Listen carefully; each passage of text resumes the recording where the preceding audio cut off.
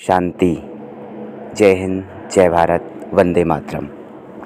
आज मैं उन सभी मित्रों के प्रश्नों का उत्तर देना चाहता हूं जो बहुत वर्षों से पूछ रहे हैं और अभी भी कुछ मित्रों ने चाहे जिस भी फ़ोन से चाहे हमारे साथ सम्मुख आकर ये प्रश्न का उत्तर जानना चाहा है, तो मैंने कहा इसका उत्तर दूंगा। तो आज उन सभी मित्रों के प्रश्नों का उत्तर मैं इस YouTube के वीडियो के माध्यम से देना चाहता हूं। वो प्रश्न क्या थे? हमारे सभी मित्रों ने अक्सर यही प्रश्न पूछा या अन्य सम्मानित महानुभावों ने भी यही प्रश्न पूछा कि आप सबसे अधिक प्यार किससे करते हैं, किसको अपने दिल में बसाते हैं और किसकी बातें अपने दिल में रखते हैं या बुद्धि में रखते हैं, या किसकी बातें सबसे अधिक समय आपको याद रहती है। ये बहुत बड़ा प्रश्न है। मैं उम्मीद करता हूँ कि अगर इस प्रश्न का उत्तर आप भी जान जाएंगे तो आप भी अपने जीवन को महान और दिव्य अलौकिक बना सकते हैं। तो चलिए हम उस चीज़ का उत्तर देते हैं इस एक गीत के माध्यम से। इस गीत को अगर आप सुनेंगे, एक दो लाइन में बता देता हूँ, तो लगभग आपको इसके उत्तर मालूम चल जाएंगे। जो प्रश्न आपने किया है या जो मित्र मेरे विदेश में रहते हैं, चाहे अपने देश में रहते हैं, उनको भी यह इस वीडियो के माध्यम से उत्तर मिल जाएगी। वो गीत है, तुम्हारी बंसी बजी ओ कान्हा, हमें तुम्हारे समीप लाई, नहीं है बस में मन हमारा, न जाने कैसी लगन लगाई। तो मेरे जो सबसे अधिक प्रीत है वो मुरलीधर परमपिता परमात्मा शिव की मुरली से, क्योंकि जब मैं सुनता था, ये गीत सुनता था कि श्याम तेरी बंसी पुकारी राधा नाम, श्याम तेरी बंसी पुकारी राधा नाम, लोग करे मीरा को यूं ही बदनाम, कौन जाने बांसुरिया किसको पुकारे, जिसको पुकारे उसी के गुण गाए, उसी के गुण गाए।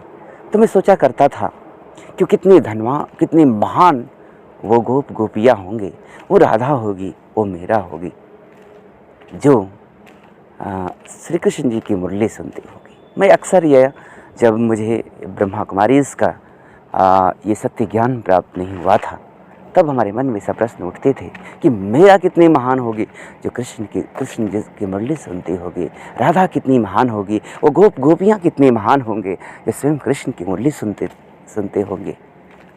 मैं भी कृष्ण का दीवाना था और मैं उनको बहुत मानता था। सोचा करता था क्या हमारे जीवन में वो कन्हैया नहीं मिल पाएंगे, वो कान्हा की बांसुरी नहीं मिलेगी हमें। और मैं अक्सर पूछा करता था अपनी मम्मी से, पापा से या अन्य जो गुरुजन हैं उनसे मैं पूछा करता था, क्या हम कृष्ण जी की मुरली सुन सकते हैं? क्या वो मुरली कहाँ थी, कैसे मिलेगी, क्या होगी? मैं अक्सर सोचा करता था और पूछा करता था।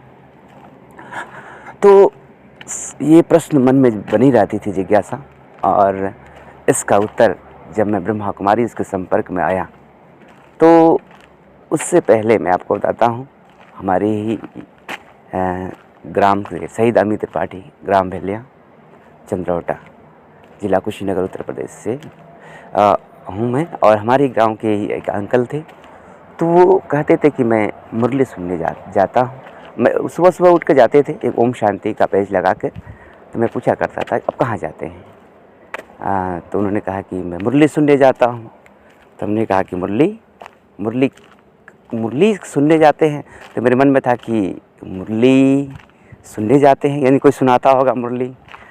तो उसके बाद हमारे ही गांव में एक आध्यात्मिक चरित्र निर्माण प्रदर्शनी लगी ब्रह्मा कुमारी इसके द्वारा, तो जिसमें हमें कुछ ज्ञान प्राप्त हुआ। उसके बाद भी हमें लगन लगती मुरली क्या है। उसके बाद में ब्रह्मा कुमारी फाजिल नगर सेवा केंद्र पे जो राजयोग मेडिटेशन का कोर्स किया, मेडिटेशन कोर्स करने के पश्चात जब हमें वो मुरली की बात आई, तो मैं तो सोचा करता था कोई मुरली बजाएगा, लेकिन तो वो मुरली तो कोई पढ़ रहा था। तो मैंने सोचा अरे ये मुरली पढ़ने वाली है, मैं तो सोचता था सुनने वाली कोई मुरली होगी। तो फिर मैं इस बात को समझने का प्रयास किया वास्तव में ये मुरली क्या है और कौन मुरली बजाता है। तो मुझे मालूम चला कि परमपिता परमात्मा शिव बाबा इस धरती पर अवतरित होकर, इस धरा पर अवतरित होकर प्रजापिता ब्रह्मा के तन के माध्यम से ईश्वरीय ज्ञान मुरली सुना रहे हैं। और इस मुरली को सुनकर जो आत्माएं अपने जीवन में धारण करती हैं वो कृष्णपुरी यानी सतयुगी दुनिया में जाएंगे और राधा और कृष्ण जैसा बनेंगे।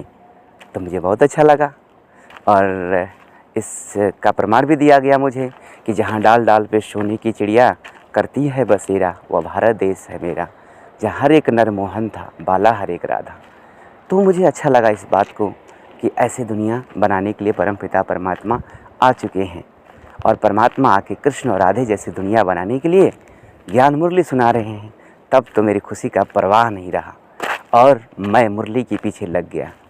और जितनी भी ब्रह्मा कुमारी में परमपिता परमात्मा शिव के महावाक्य चले यानी मुरली चली थी, मैं उस मुरलियों को स्टडी करता, उसमें अच्छी अच्छी बातें नोट करता। लगभग 40-50 किताबें मैंने इसमें मुरलियों के ही भरा। अब सोचिए, जब भी समय मिलता, मैं खाली समय मिलता, मैं मुरली यानी ईश्वरी महावाक्य भगवान की बताई हुई बातें। अब सोचिए, अगर कोई भक्त किसी देव की या परमात्मा की आराधना करे और वो खड़े हो जाए तो जो शब्द बोलेगा वो सोचिए उसके लिए मुरली है। तो ऐसी अगर एक शब्द सुनने के लिए लोग अपने सर काटने के लिए तैयार हो जाते थे। यहाँ भगवान डेली ब्रह्मा कुमारी में उस महावाक्य को सुनाया जाता है, ईश्वरी महावाक्य। तो उसी का मैं दीवाना हूँ और उसी को सुनने में का मैं चातरक था। और जब मुझे मिल गया तो अब तक भी वो मैं अपने दिल में उसी महावाक्य को रखता हूँ और उसी मुरली यानी श्रेष्ठ विचार दुनिया का, पूरे ब्रह्मांड का अगर सर्वोत्तम विचार कोई है तो ईश्वरी महावाक्य है, डायरेक्ट ईश्वरी महावाक्य। जो शास्त्र की बातें हैं, जो वेद ग्रंथ की बातें हैं, वो किसी न किसी ऋषि महर्षियों ने लिखा है। हम सोचिए इस बात को, किसी न किसी ऋषि महर्षियों के द्वारा रचित है वो। ये डायरेक्ट महावाक्य है। ईश्वर स्वयं परमपिता परमात्मा शिव इस धरा पे अवतरित होकर वो ज्ञान सुना रहे हैं। और ये जो शास्त्रों की बातें हैं, चाहे वेद ग्रंथ या शास्त्रों की बातें हैं, वो परमात्मा ने किसी ऋषि महर्षि को टच कराया जिसके द्वारा उन्होंने लिपिबद्ध किया। लेकिन ये जो है ईश्वरी महावाक्य स्वयं परमपिता परमात्मा शिव बाबा इस धरा पे अवतरित होकर ये डायरेक्ट महावाक्य सुना रहे हैं। तो जब मैंने सुना इस बात को तो बस दिल में लगन जगी और परमपिता परमात्मा शिव के महावाक्यों को अध्ययन करना, उनके महावाक्यों को दिल में रखना और हमेशा उनके महावाक्यों में मगन रहना, यही हमारी दिल की सबसे बड़ी कह लीजिए प्यार है। या मैं बुद्धि में अक्सर उसी परमपिता परमात्मा के महावाक्यों का अध्ययन करता हूँ, संग्रह करता हूँ, क्योंकि मुझे मालूम चला कि बुद्धिमानों की बुद्धि ये ज्ञान मुरली है जो ब्रह्मा कुमारी में सुनाई जा रही है, डायरेक्ट शिव बाबा की वाणी है। अब इससे बड़ी खुशी और क्या हो सकती है। तो मैं इस परमपिता परमात्मा के महावाक्यों को बुद्धि में रखता हूँ, दिल में रखता हूँ और सबसे अधिक प्यार अगर है तो परमपिता परमात्मा शिव बाबा से, उस शिव बाबा से हमारा दिल का प्यार है और उसी के प्यार में मगन रहता हूँ। और दिल फिर से गाता है कि परमपिता परमात्मा आपकी मुरली मैं सदा सुनता रहूँ।